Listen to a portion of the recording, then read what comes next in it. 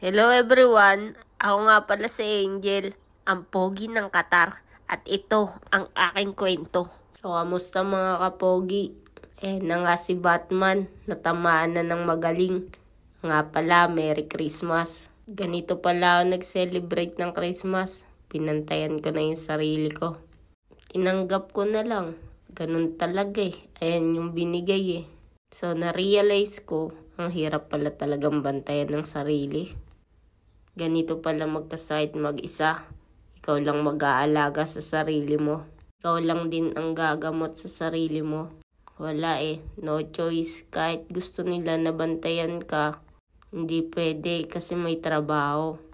Kaya dapat pilitin mo palaging maging okay.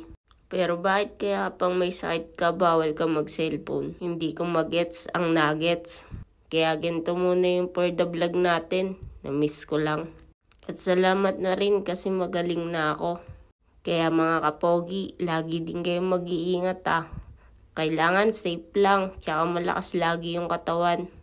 Tsaka palaging magdasal para gumaling. Na-realize ko rin na hindi pala talaga tayo laging malakas. Isa lang pala talaga ang buhay. Nakadepende pa kay Boss God.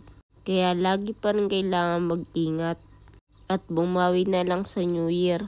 So hanggang dito na lang ulit mga kapogi. Salamat!